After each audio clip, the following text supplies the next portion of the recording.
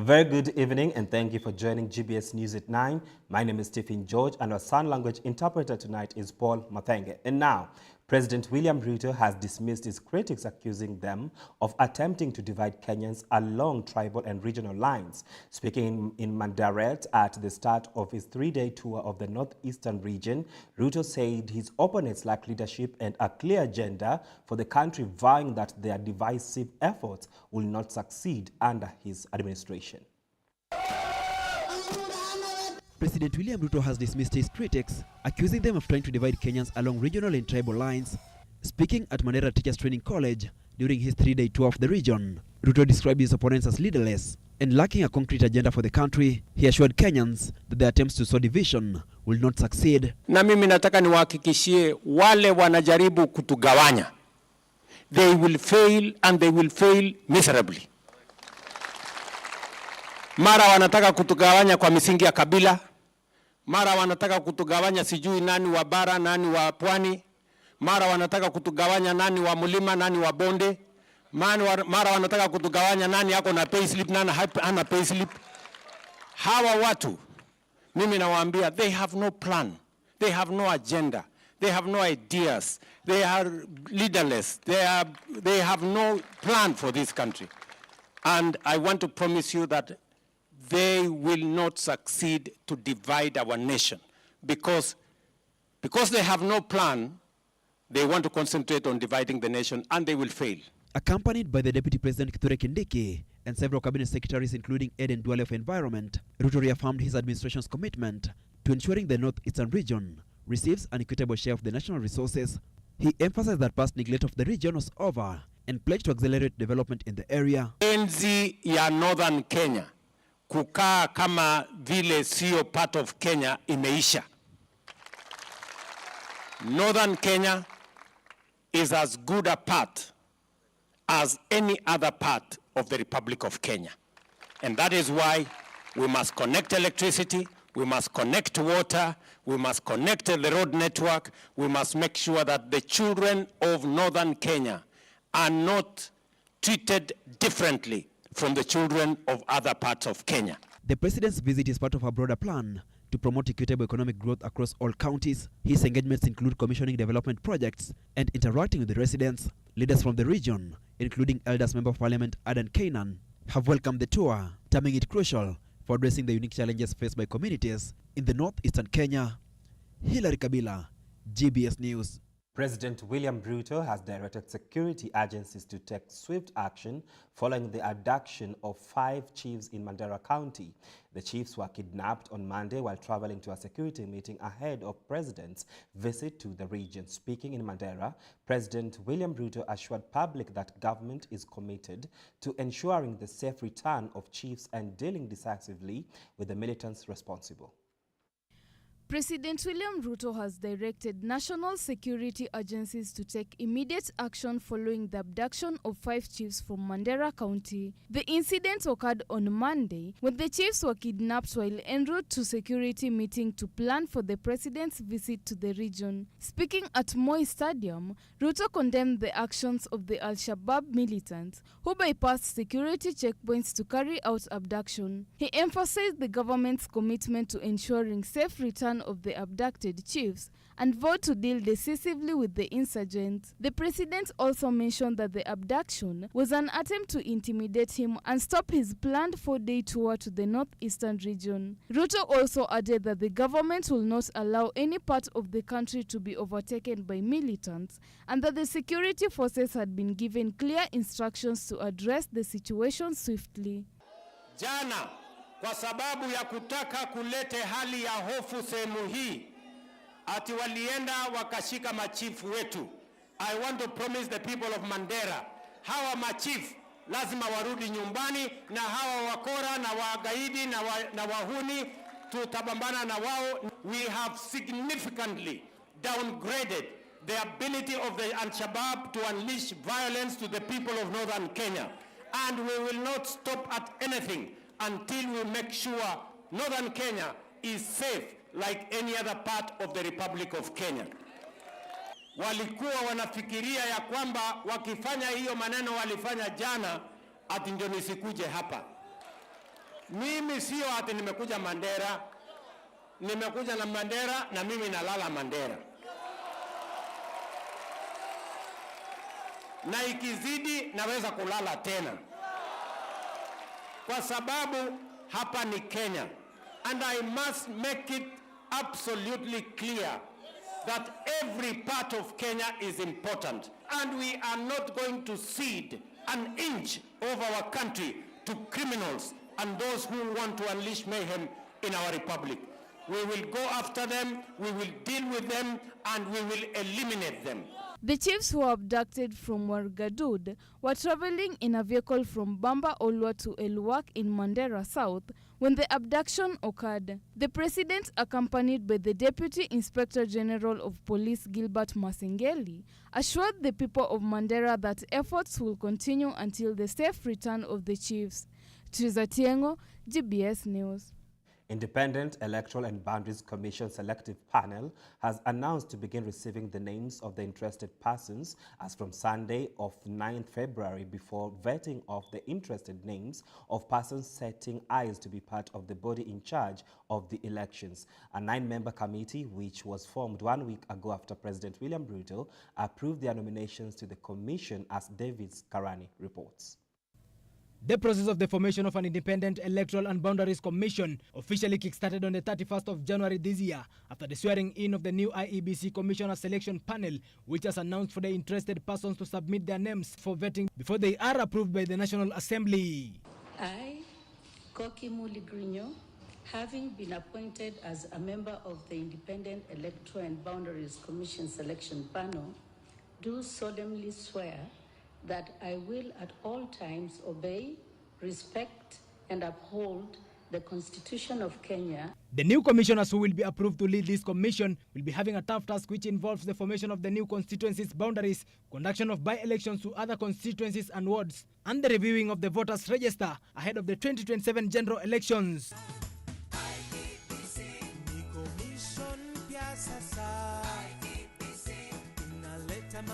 The initial IEBC faced a rough and a tough experience, and this has always occurred from time immemorial, whereby in December 2022, 3 commissioners of this electoral body resigned, and in January 2023, 3 officials retired from this commission, led by the commission's chair Wafula Chebukati, and in February 2023, the remaining commissioner Irene Masit was removed from the office by impeachment. Your Excellency, the findings derived from the investigations have satisfied the tribunal that the allegations of serious violation of the Constitution and other laws and gross misconduct have been proved to the required standard to qualify our recommendation for the removal from office of Commissioner Irene Cherop Masi. Will the new Independent Electoral and Boundaries Commission manage to deliver the task that is ahead of it? Will it perform its role as stipulated in the Kenyan Constitution, or it will still be faced by the same challenges that the initial independent bodies had? These are the questions that will be answered when this body will be officially formed. Davis Karani, GBS News, Nairobi. Kenya's nationwide livestock vaccination campaign will increase wealth for herders by opening up export markets, Deputy President Kithure Kindiki has said, speaking during an engagement with elected leaders, professionals, economic sectors, stakeholders, and grassroots leaders from Samburu County on priority development projects and tracking the implementation of government's projects. Now, he noted that despite Kenya being Africa's 3rd largest livestock producer, disease risk limit exports will be emphasized that vaccination is key overcoming these barriers and boosting the country's livestock economy. Deputy President Kithure Kindiki has taken the nationwide livestock vaccination campaign to Samburu County. Professor Kindiki lauded President William Ruto, whom he said had signed an economic agreement with the Arab countries for Kenya to export its meat to the Middle East market. The president came from UAE last month and signed a comprehensive economic partnership agreement with the Arab countries, which allows us to export our meat to the Middle East at good prices. At good prices. And for the Kenyan meat to meet the international health and safety standards, He said the government's nationwide livestock vaccination was a necessity. He added that the exercise will protect our livestock from diseases by boosting their immunity. For us to export that meat at good prices, we must meet international health standards. That's why we are on a vaccination campaign of livestock. There is no other reason. Because we must meet the health campaigns and achieve herd immunity. We've been vaccinating livestock all the years, but every year only 10% of Kenyan livestock ends being vaccinated. Over 80% of the people must have that vaccination. Then you get what we call group or herd immunity. Hata mmoja akigojeka hapo, it doesn't spread na effects inakuwa chini. The deputy president further took the opportunity to further reiterate the government's commitment to spread development countrywide. Pale Samburu, ile ya kutoka Marara kwenda huko Morijo, na hiyo tutasukuma. Najua tumetangaza sasa only 30 kilometers, lakini tunang'ang'ana hiyo barabara mpaka ifike Marti. Pole pole tu tunaisukuma mpaka ifike Marti. Local leaders who had attended the meeting lauded him, echoing his development commitment. Wewe muungwana wetu, rafiki yangu na mtu ya maana. Leo tena what you presented here nimekupenda tena zaidi. Because ile kitu umesema hapa, kumbe Ruto alikuwa anahitaji mtu kama wewe. Nimeona tu if that's what you'll do, that kwa kila county atunaita unawasikiza, wana present issues yao. After 90 days unawafuata pamoja na ile committee umesema things will move in this country, na Mungu akubariki. Kile Your Excellency ningependa kukuambia vile ulisema. Hakuna barabara ya mheshimiwa, hakuna barabara ambayo ni ya deputy president. Umefanya jambo nzuri sana kuleta county zote pamoja ili wazungumzie mambo ya maendeleo yao. Kwa sababu vile former governor amesema, mungeendelea vile tulikuwa, Your Excellency. Wewe ulikuwa unapenda kusema tukiwa Senate network ilikuwa inapotea kidogo, lakini network sasa imerudi. Mkirudisha mambo ya maendeleo, kuna kile mtakuja kueleza hawa, kama vile mimi usema, kazi iongee. Victor Dun, GBS News. Has become the first African country to establish biobanks, a breakthrough in research and biological sample management.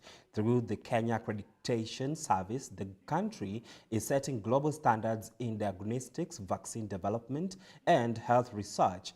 The initiative will enhance Kenya's competitiveness, ensuring local research findings are internationally recognized without retesting, boosting medical advancement and public health interventions.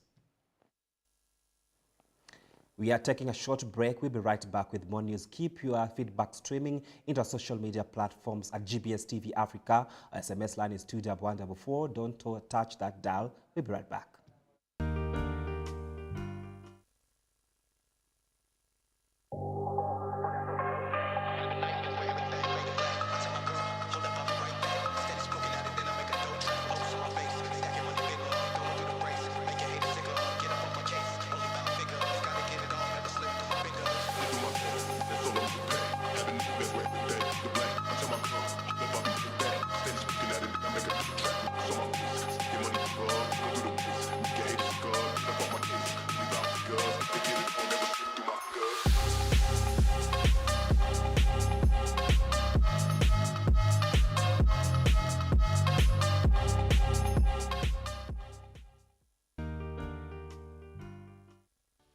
So through the four gospel books, Matthew, Mark, and Luke, John, we can know the heart of Jesus in depth.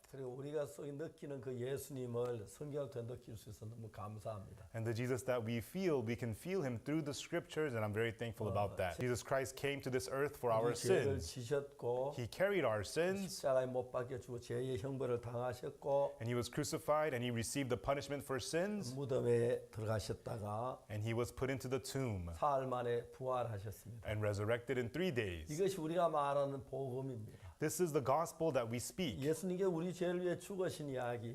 About how Jesus died for our sins. The purpose of Jesus being crucified. 우리 죄를 담당하기 위하여 십자가에 못 박혀 죽으셨습니다. He was crucified to pay for our sins. 예수 십자가에 못 박혀 죽으심으로 우리 죄가 분명히 씻어졌는데 And through Jesus being crucified, clearly our sins have been washed clean. 참 안타깝게도 많은 사람은 여전히 죄인이라고 말합니다. However, unfortunately, many people still say that they are sinners.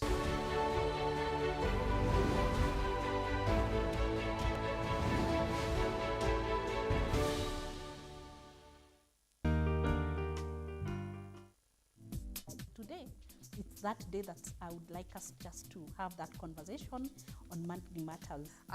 Let's talk of Mama Fua, who like akifanya shughuli zake hapa kule has more or less that amount. Yeah, so on that part, I would say this. When you are doing your savings, you can have, we normally talk about having 3 buckets. So we will just talk about income, budgeting, saving, and investment. Those are the 4 areas we will look at. Happens to those like me who are planning to retire early. We are basically looking at our incomes. We also talk about savings and investment. So those are the 3. I will not add the 4th one, which we all shy of talking about. So I would say it's not how much I am earning, but it is how much I set aside. So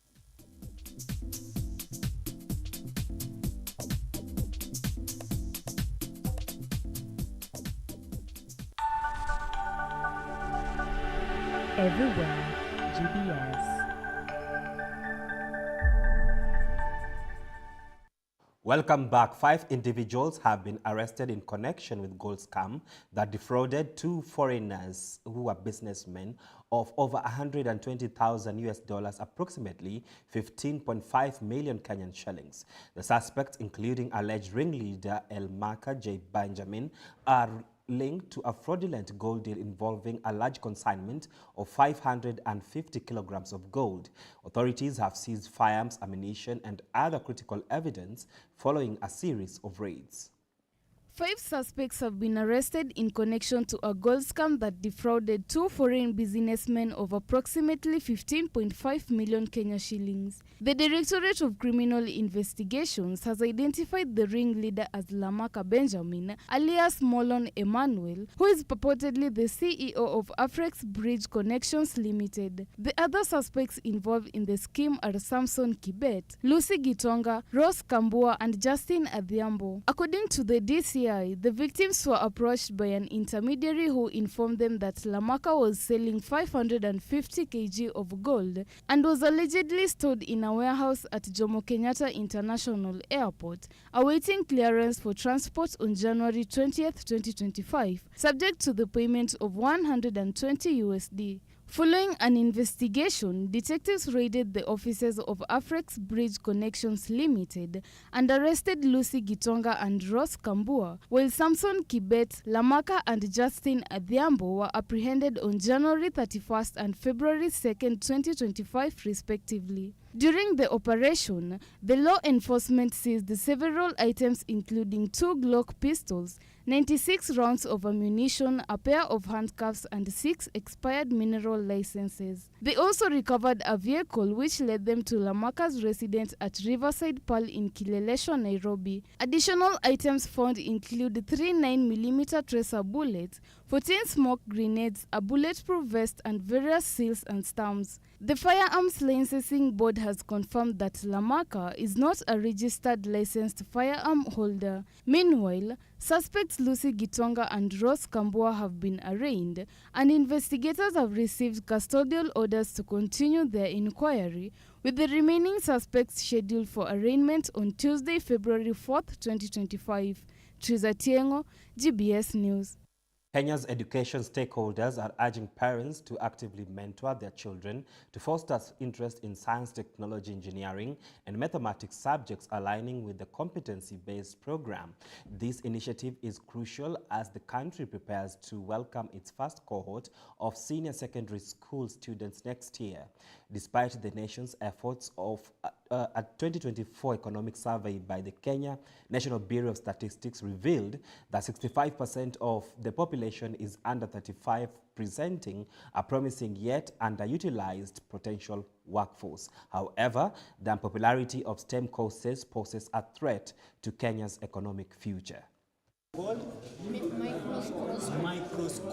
Parents have been urged to play a leading role in guiding learners to develop interest in science, technology, engineering and mathematics, also known as STEM subjects, under the competency-based curriculum.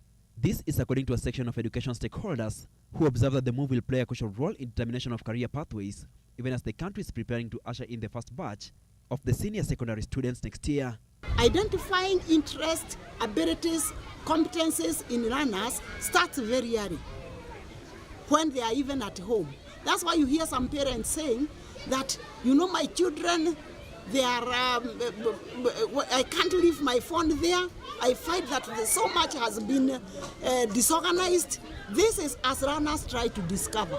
Others talk of even learners, they leave, when they leave their radios at home, their children are just interfering with those radios. For some, they see it like their children are spoiling. But it is because they are in that discovery age. And that is when these learners, as parents, you'll be able to tell the direction your children are taking. Center for Mathematics, Science and Technology Education Africa Program Coordinator Beatrice Masharia encourage parents to support teachers in identifying abilities and interests of their children when they are at the discovery age. Ningependa hata nikiwa senior school niwe nikitumia kompyuta na ningependa kuwa nikisomea udaktari. Pia mimi ninapenda science na mathematics. We have a team of 148 students who are in grade 9 now. 148 fully. 60% of them are even qualified to join the STEM. The remaining 20, perhaps they will share with the other sectors. Most of them will join engineering. Most of them will join sciences courses. Most of them will go and learn about the mathematical related courses, and we will be very happy as teachers. The coordinator led a team of trainers to visit selected schools in Baringo during the 5-day outreach mentorship for junior secondary students and their teachers, using hands-on manipulative activities geared towards enhancing their skills and practical knowledge of STEM fields. So our main aim here of coming here is to bring those experiences which learners, because of their locations, some of these materials may not be available. We are bringing also to entice teachers and assist them to acquire some of these skills, knowledge and resources, which they can also be able to improvise from the locally available materials. In Kenya, the emphasis on science, technology, engineering and mathematics education is crucial for nation's socio-economic development. However, challenges persist, including a declining interest in STEM courses among students. The Kenya National Bureau of Statistics 2024 Economic Survey indicates that 65% of population is under 35, presenting a promising potential workforce. Despite this, only 30% of girls in higher education pursue STEM courses, highlighting a significant gender disparity. Siaya County is stepping up efforts to protect its wetlands from destruction. Now, the county government has officially adopted 3 key wetlands, that is Kanyaboli, Yala and Yimbo, as part of a major conservation plan. Speaking during World Wetlands Day in Kimbo Beach, county officials emphasized the importance of environmental protection and warned against harmful practices like burning papyrus.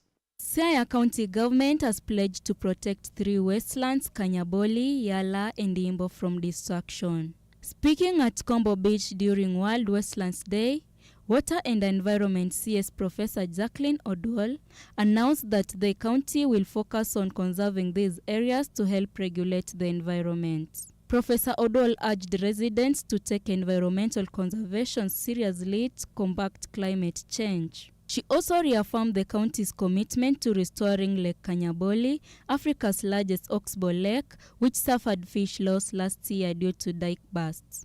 I also want to confirm that we are here because we know that climate change is real And we are aware that climate change does not just affect vegetation, does not just affect wetlands, but indeed affects livelihoods and affects health. And so on this day, we also are happy that as we celebrate this World Wetlands Day, from the county government of Siaya, and in line with our financing locally led climate change action, we are here at Kanyaboli, where one of the key FLOCA projects that we are undertaking in the 18 wards that received funding for this financial year, we indeed are undertaking the project of the restoration of Lake Kanyaboli. And we are happy that as we celebrate here today, Kanyaboli Site Support Group is extremely instrumental and worked in partnership with the World Climate Planning Change Committees that put this in place. Agriculture CS Sylvester Okoth warned against burning papyrus reeds, saying they absorbed harmful carbon. He noted that excess carbon in the air leads to disease like cancer and urged collective efforts to protect Yala swamp and other wastelands. The papyrus, then it means the future generations will suffer extremely because of effects of too much carbon in the atmosphere. And some of the consequences are increased cases of cancer or other related diseases that affect humanity. So it is critical for both us and future generations that we protect the Yala wetland ecosystem for us today and for future generations. Kenya Wildlife Service Warden Eunice Mtunga condemned the destruction of Lake Kanyaboli and Yala swamp. She encouraged locals to support conservation and advised those interested in keeping wildlife to seek permits. Kenya Wildlife Service tunapeana permit za kufunga wanyama. So kama ungependa kuchunga mnyama kama huyo crocodile, unakumbaliwa kufunga nyoka, unakumbaliwa kufunga guinea-fowl, sijui kwa Kizoluo tunaita awendo, tunakumbaliwa kufunga hao wanyama. Sababu yenye na sisitiza kufunga crocodile. Jana niliwitness kitu sijawahi ona. Jana tulihappen kutrap crocodile huko Kopieta Beach. Niliwitness kitu sijawahi ona. Sikujua kama watu wanakulanga crocodile pande hii. County government of Siaya was prompted to protect key areas of wastelands due to recent reports on destruction of both Lake Kanyaboli and Yala swamp. Vivian Scalabo, GBS News. Kenya has become the first African country to establish biobanks, a breakthrough in research and biological sample management. Through the Kenya Accreditation Service, the country is setting global standards in diagnostics, vaccine development, and healthcare research. The initiative will enhance Kenya's competitiveness, ensuring local research findings are internationally recognized without retesting, now boosting medical and public health interventions. Kenya has become the first African country to establish biobanks, a major milestone in research and biological sample management. Through the Kenya Accreditation Service, the country is setting up conformity assessment bodies to enhance research quality, diagnostics, and vaccine development. The initiative is expected to position Kenya as a leader in establishing international standards for research and healthcare ecosystems. The quality infrastructure institutions that we support are meant to enable the regulators' work effectively. And this is by ensuring that we have standards in place and that the conformity assessment activities that are done within the territory are credible and the results can be accepted everywhere across borders. So if there's a result, for example, from a testing lab here or an inspection body here that has gone through the rigor of accreditation, and that result is meant to cross borders to another territory, there shouldn't be need for that other territory to require for a retest, an inspection, or a certification. KENAS in collaboration with the British Standards Institute, is conducting a 4-day training workshop for key research institutions, including the Kenya Medical Research Institute, KEMRI. The training aims to equip these institutions with the necessary skills to upgrade their laboratories to international standards, focusing on the proper storage of biological materials for future research. We will be saying once a biobank has been accredited by KENAS, we do not need a third party from another developing country or a developed country where our results will be going to, where our researches will be used, or the results of our research will be used. There will be no need of a multiple recheck. So once KENAS has accredited this, now the regulators can have the hope. Whoever is going to import or export items that are coming out of this research findings, out of this diagnosis, can have what? Can have the trust that it's been done and it's been done well. And the reason why we are converging for this conversation, this 4-day conversation, training and workshop, is to be able to explore ways in which we can actually strengthen the quality infrastructure around biobanking. And we as KENAS, which is the sole national accreditation body, plays a critical role in accreditation. And for this particular workshop and this particular standard, KENAS is going to be the very first one on the African continent to actually accredit biobanks. Biobanks serve as repositories for biological samples used in genomics, drug development, cancer treatment, and public health interventions. They are essential in improving patient care and advancing medical research. Kenya's move to establish biobanks will not only enhance its research credibility, but also strengthen its healthcare sector by supporting medical advancements in diseases such as cancer, mpox, and Ebola. Hilary Kabila, GBS News. The National Police Service has launched a major security operation in Marsabit and Isiolo counties aiming to dismantle criminal elements linked to the Oromo Liberation Army.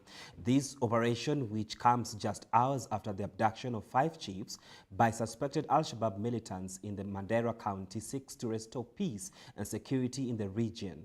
Authorities are urging local residents to stay calm and cooperate with security teams.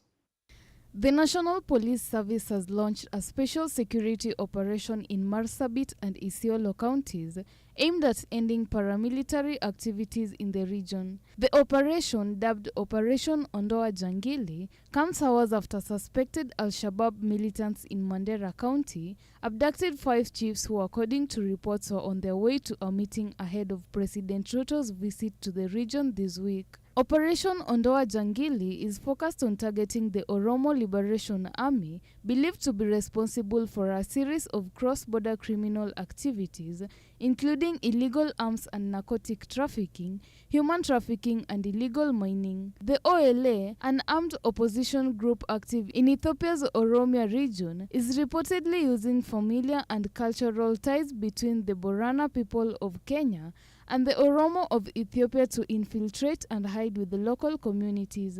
The operation is centered in Sololo, Moyale and Merti sub-counties in Marsabit and Isiolo counties, with the NPS aiming to flush out the OLA criminal elements from their hideouts in these areas. Authorities have emphasized that residents should remain calm, continue with their daily routines and cooperate with security forces during the operation, expected to continue in the coming weeks, with 2025. But the Deputy Inspector General of Police, Gilbert Masengeli, and Director of the Directorate of Criminal Investigations, Amin Mohammed.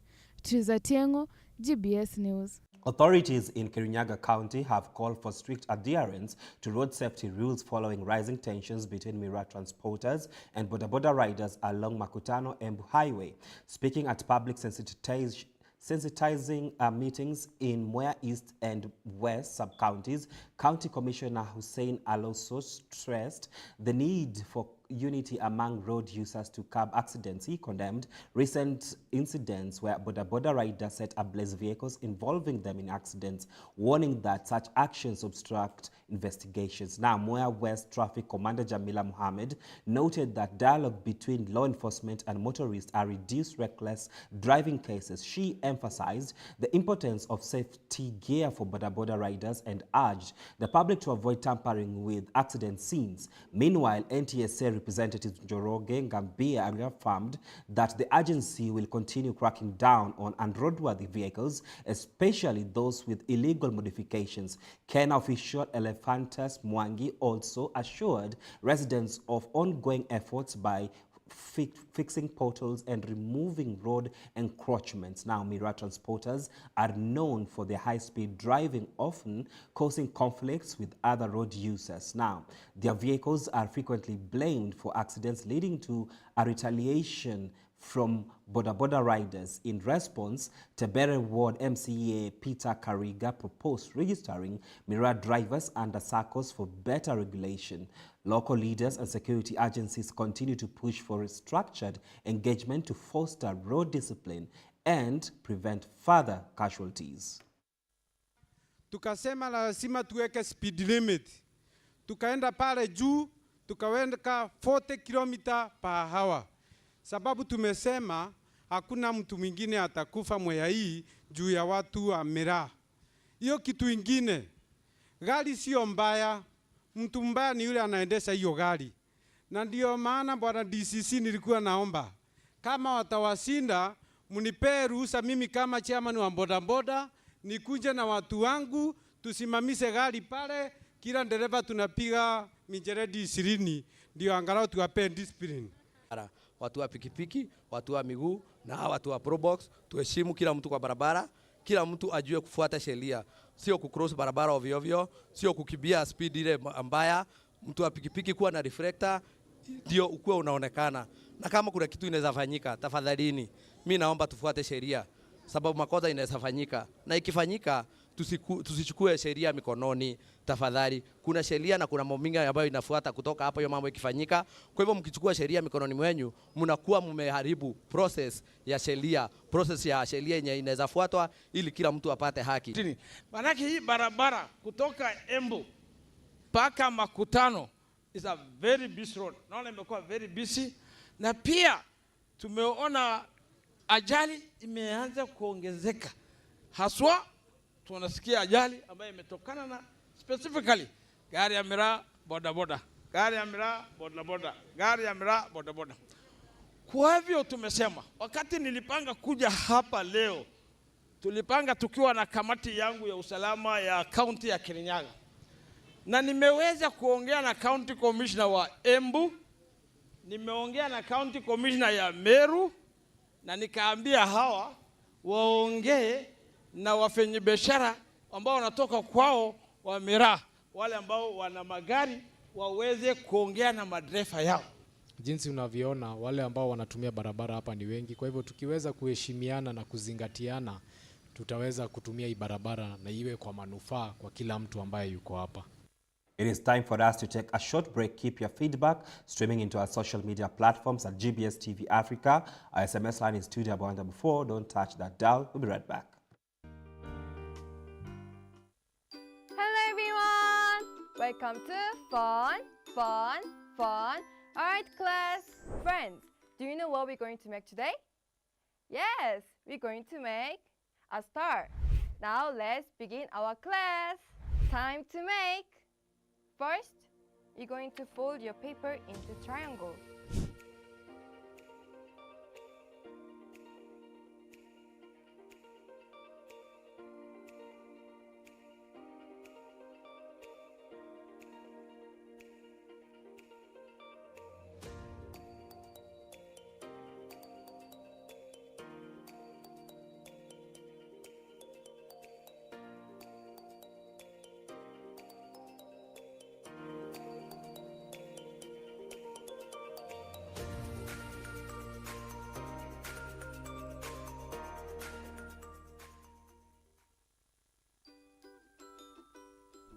Ta-da! Now we're done with the star.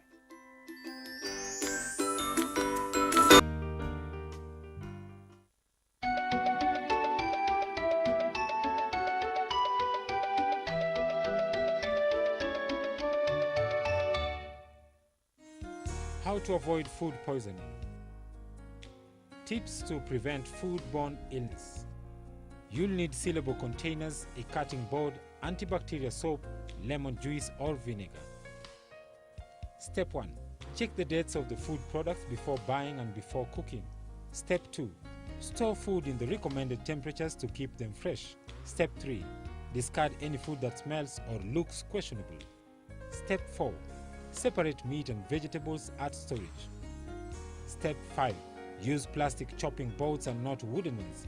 Bacteria can get trapped in wooden boards. Step 6. Wash your hands thoroughly with antibacterial soap before handling food or after handling meat. Step 7. Refrigerate leftovers within 2 hours of cooking.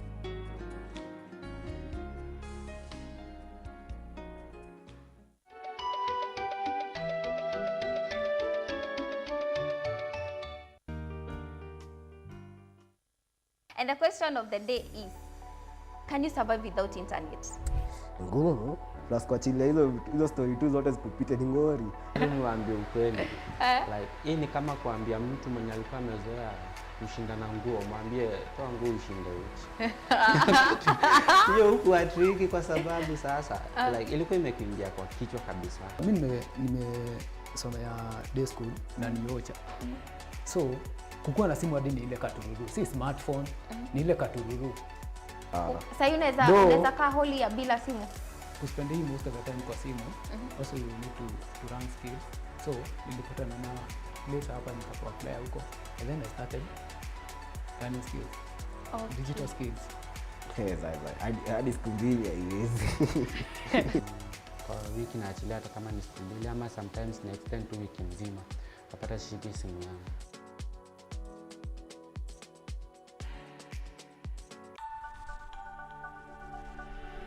Everywhere, GBS.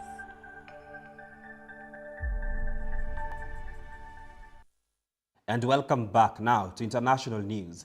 Fighting in the Democratic Republic of Congo has intensified as the M23 rebel groups expands its control in North Kivu, worsening an already dire humanitarian crisis. With over 1 million people displaced and diplomatic tensions rising, efforts to broker peace remain uncertain. The conflict in the Democratic Republic of Congo continues to escalate as the M23 rebel groups expand its territorial control, worsening an already dire humanitarian crisis. The origins of the conflict trace back to 2012, when the M23, an armed rebel group primarily composed of ethnic Tutsi fighters, emerged in the eastern part of the DRC. Named after the March 23, 2009 peace agreement, which they claimed the government failed to uphold. The group briefly seized the city of Goma in 2012, but was later pushed out by the Congolese forces with the support of the United Nations. However, after a period of dormancy, M23 resurfaced in 2021, launching fresh attacks in North Kivu province and intensified clashes with the Congolese army. M23 fighters claim to be fighting for the rights of the Congolese Tutsi community, demanding political representation and the implementation of the past agreements. The Congolese government, however, accuses the M23 of being a proxy force backed by Rwanda, in allegations Kigali denies. Over the past 2 years, M23 has made significant territorial gains, capturing key areas in the eastern region of the DRC. Na tuko na shikwa na boga sana na tunaona basoda na bazalendo bako na bablese bako natoka kule. Alors tunapenda gouvernement ikamate basoda yote ebabebe kuline de front juu na sie tupate amani, tuangalie gisi na sie tutaikala na kimya. The group now controls vast territories in North Kivu, including the towns of Bunagana and several strategic routes leading to Goma, the provincial capital. The conflict has heightened diplomatic tensions between South Africa and Rwanda. For the last 2 days, on Monday and today this morning, I spoke with the President of South Africa, who sought me out to speak with me on this matter because of their involvement in Eastern Congo. He's also there pretending to be playing a peacemaker role. and he has a force that has been fighting alongside FDLR and has been fighting the M23 on the instructions of Tshisekedi, because these are people who are not supposed to be in Congo, that these are from Rwanda, or the M23 are not Rwandans, please. And South Africa dares even issue threats about what is likely to happen after that, and so on and so forth. Of course, we will see what threats they are talking about.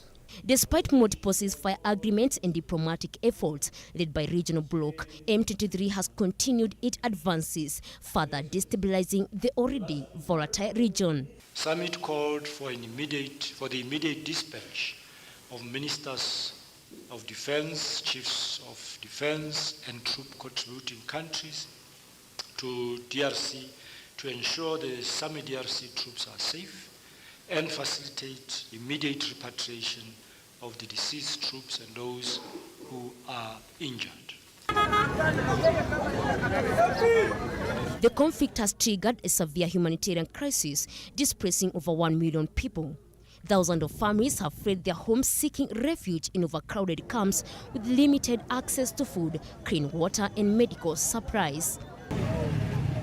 Additionally, reports of human rights violations, including killings, sexual violence, and forced recruitment of child soldiers, have alarmed international bodies.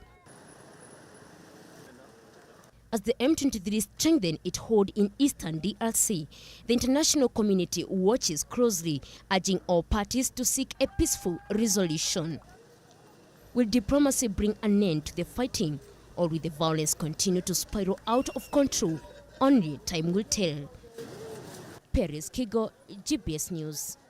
Tensions between the US and China has been escalating since Trump took office. Now, Trump issued a 10% tariffs on China goods. Now, the Chinese government responded by issuing a retaliation on tariffs on the US products, including crude oil and coal. The Chinese government have stated that they will file a complaint at the World Trade Organization against Trump's tariffs. Now, here's more the story. U.S. President Donald Trump has issued a 10% tariff on Chinese goods and imports, claiming that the Chinese government lacked countermeasures to stop illicit drugs from being smuggled into the U.S. After the imposition of the tariff, Chinese finance minister issued a retaliatory 15% tariff on U.S. goods and imports, 15% levies on coals, and 10% levies on crude oil, vehicles, farming equipments, and trucks. Reports emerged that Trump will communicate with Chinese President Xi Jinping in regards to the tariffs. China's new tariff will be in effect as of February 10th. Experts are suggesting that there will be enough time for China and the U.S. to negotiate and end the tariff wars. Similarly, the U.S. reached a deal with Canada and Mexico to stop illegal immigrants from crossing the border as a way to end the trade wars. China has denied any involvement of smuggling fentanyl into the United States. Instead, they say that drugs issues are part of an American issue. Chinese Foreign Minister spokesperson hinted at their openness to negotiate, while insisting that China will always protect the interest of their nation. On this issue, we have repeatedly expressed China's position. We always believe that there are no winners in trade wars and tariffs. Economists are ringing the alarm bells, warning the global community about the impacts of trade wars on the global market. The question remains, how will Trump's tariffs benefit the household Americans? Will it interfere with the global supply chain of goods, or will it contribute to another global recession? This is Abdihamid Ali, GBS News. El Salvador has offered to house dangerous criminals deported from the U.S., including U.S. citizens and legal residents in its prisons. This offer comes after talks between the U.S. Secretary of State Marco Rubio and El Salvador President Nayib Bukele, highlighting a new level of cooperation on immigration and criminal justice. Secretary of State Marco Rubio is on his first overseas tour as the U.S. top diplomat. This is my first signing ceremony. I've been Secretary of State now for is today Tuesday? 2 weeks. And it's great to do it here in a nation among people with which we have so much in common that unifies us. During talks with President Bukele, the two leaders discussed ways to tackle immigration challenges and strengthen U.S.-El Salvador relations. The President, in an act of extraordinary friendship to our country, knowing the challenges we face in the U.S., has agreed to the most unprecedented and extraordinary migratory agreement anywhere in the world. This move goes by El Salvador's usual acceptance of its own deported citizens. First, obviously, he continues with full cooperation on the returning of Salvadorians who find themselves illegally in the United States and welcome them back home. And that's already existing, and that will continue. The offer to take in U.S. criminals, particularly violent offenders, marks a significant shift in the country's approach to immigration and crime. He has agreed to accept for deportation any illegal alien in the United States who is a criminal from any nationality, be they MS-13 or Tren de Aragua, and house them in his jails. And third, he has offered to house in his jails dangerous American criminals in custody in our country, including those of U.S. citizenship and legal residence. No country's ever made an offer of friendship such as this. It remains unclear whether the United States will accept El Salvador's offer to house U.S. citizens and legal residents in Salvadorian jails. However, the proposal reflects both countries' growing focus on addressing crime and migration through stronger partnerships. Reporting for GBS News, Irene Juguna. A major shakeup in the U.S. government agencies and international trade, the Trump administration is moving to shut down the U.S. Agency for International Development, locking workers out of their offices for a second day. Meanwhile, President Trump has reached a temporary deal with Canada and Mexico to pose new tariffs, but remains firm on increasing tariffs on China. The decisions could have major consequences for global aid and trade. The U.S. Agency for International Development, or USAID, is facing an uncertain future. On Monday, employees were locked out of their Washington, D.C. headquarters, and they were told to work remotely again on Tuesday. President Trump has ordered a freeze on most U.S. foreign aid, putting billions of dollars in humanitarian assistance on hold. Elon Musk, who has been tasked with downsizing the government, has been a vocal critic of USAID, calling it unaccountable. Reports suggest that Trump plans to merge USAID with the State Department or shut it down completely. This move is being challenged by lawmakers, with Democratic senators voting to block State Department nominees in protest. Senator Brian Schatz called the shutdown illegal and dangerous, while Representative Jamie Raskin reminded Americans that we don't have a fourth branch of government called Elon Musk. Many fear that shutting down USAID will disrupt life-saving programs, from emergency food aid to health services in conflict zones. At the same time, the Trump administration is making moves on the global trade front. President Trump announced a 30-day pause of new tariffs for Canada and Mexico after reaching an agreement on border security and crime enforcement. Mexico will deploy 10,000 National Guards members to curb illegal migration and drug smuggling, while Canada will increase border security efforts and fight organized crime. However, Trump's stance on China remains tough. A new round of 10% tariffs on Chinese import is set to take effect soon. Trump says he may raise them even further if Chinese does not take action to stop the flow of fentanyl into the U.S. The impact of this decision is already being felt. The Canadian dollar surged after the tariff pause, and the U.S. stock market saw some recovery. But trade expert warns that the ongoing tariff battles could hurt both American consumers and the global economy. Meanwhile, European leaders are bracing the possible tariffs from the U.S., while Trump suggesting the European Union could be his next trade target. As America reshapes its role on the world stage, both in foreign aid and trade, this coming week will be critical in determining how these policies affect lives at home and abroad. Joy Kuria, GBS News. Uganda's Ministry of Health, in collaboration with the World Health Organization and various partners, has launched the first ever vaccine trial for the Sudan strain of Ebola virus, marking a significant milestone in emergency vaccine trials. The study is focusing on health workers and individuals who have been exposed to the Ebola strain, commencing just 4 days after Uganda reported the death of a nurse in Kampala. Uganda's Ministry of Health, in partnership with the World Health Organization and global health partners, have initiated the first ever vaccine trial for the Sudan strain of the Ebola virus. The study, which targets health workers and exposed individuals, comes just days after the country confirmed a fatal case in Kampala. Vaccine, so it does not have a proper name as our codes stand. Actually, to put it again more, we even give it another code. It is a V921 vaccine. So it is still under code, doesn't have a name. But it is targeting, maybe that's what I need to mention, targeting the current type of Ebola that has broken out in the country specifically. The deceased nurse had sought medical attention at a hospital near the capital before traveling to Mbale in eastern Uganda, where he was later admitted to a public hospital. Researchers from Makerere University and the Uganda Virus Research Institute have worked diligently to prepare for this trial within just 4 days of the outbreak confirmation on January 30th.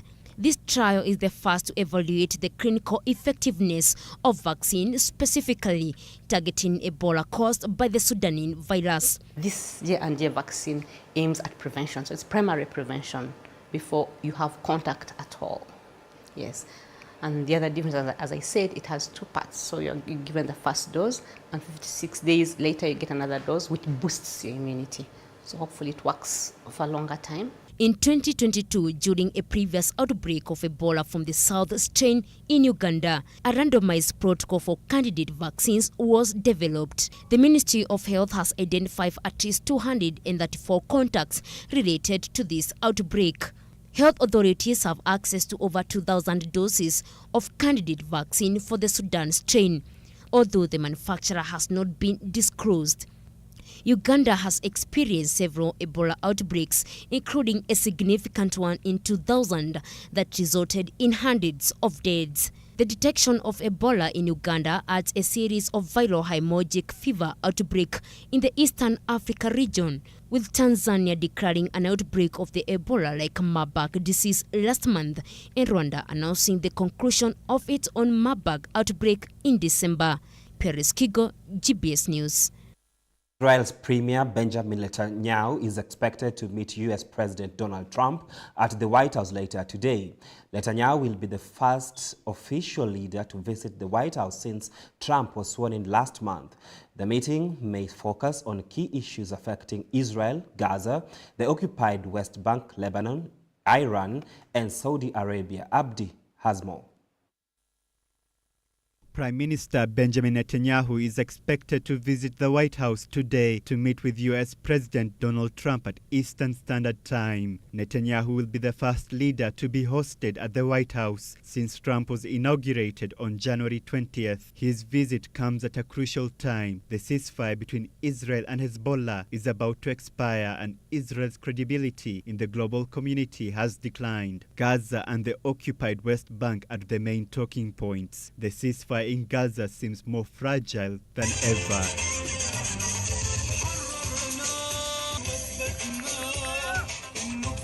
Israeli hostages are being released. However, Netanyahu's far-right coalition are seeking to renew the assault in Gaza once the first phase of ceasefire ends its 6 weeks run, jeopardizing the release of the remaining hostages. Not to mention the assault in the occupied West Bank by the military and illegal settlers who are wreaking havoc against the Palestinian community. Trump has suggested that Egypt and Jordan should take in Palestinians, a move that was condemned by Arab nations who wrote a letter to Secretary of State Marco Rubio. Egypt and Jordan refused to entertain the mere suggestion of displacing Palestinians. Other talking points will concern Iran and its proxies in Lebanon and Yemen. Trump has been a staunch critic of Iran. He withdrew the Iran nuclear deal, a deal made to stop Iran from producing nuclear weapons and ease economic sanctions. Netanyahu might seek approval from Trump to conduct airstrikes on Iran's nuclear facilities. Normalizing relations with Middle East powerful country Saudi Arabia with the Abraham Accord is a priority for Israel to undermine Iran's grip on the Middle East. However, Saudi Arabia has stated that they won't be normalizing their relationship with Israel unless they grant Palestinians a state of their own. Both Netanyahu and Trump are polarizing figures in the global stage and in their own countries. Netanyahu's credibility in the international community has been affected due to his military action in Gaza and Lebanon. Netanyahu is facing criminal charges in the ICC for committing war crimes and crimes against humanity in Gaza, and also for corruption charges in his own country. His visit to the White House is to rebrand his image in the international stage while defying international law. However, the lives of Palestinians in Gaza, the occupied West Bank, and the stability of the Middle East is at the mercy of two controversial figures. This is Abdi Hamid Ali, GBS News. The United Nations is warning about a rapidly escalating humanitarian crisis in Goma in the Eastern Democratic Republic of Congo, where violence, food shortages, and lack of basic services are putting thousands of lives at risk. In Goma, food and water supplies are running low. The rainy season is making things worse, and many people are drinking untreated water from Lake Kivu. Efforts to chlorinate water are underway, but the situation is dire. People are really running out of food, clean water, medical supplies, and that's a big concern. So the supply chain has really been strangled at the moment. Many displaced people have fled their IDP camps on the outskirts of the city, which once housed more than 300,000. The World Food Programme is working to proposition supplies and get ready for more displacement across the region, including in neighboring countries like Rwanda, Uganda, and Burundi. The World Food Programme is telling us that they're actively pre-positioning supplies and ready to resume their operations as soon as conditions allow. The agency is also strengthening preparedness efforts in neighboring countries, working with UNHCR, with IOM and others to develop contingency plans. Given the risk of increased displacement as we've seen it, WFP is ensuring readiness in Rwanda, in Uganda, Burundi, and Tanzania. Fighting continues in South Kivu as Congolese forces reinforce their positions along the western shore of Lake Kivu. With violence intensifying and humanitarian needs growing, the United Nations and its partners are working to provide urgent assistance. But with the situation worsening by the hour, the path to recovery for the people of Goma remains uncertain. Irene Juguna, GBS News. Well, that's all what we had tonight at GBS News at 9. It is always a pleasure having you on board. Let's do this again next time, same channel. My name is Stephen George, and our sign language interpreter tonight has been Paul Mathenge. Have yourself a wonderful night.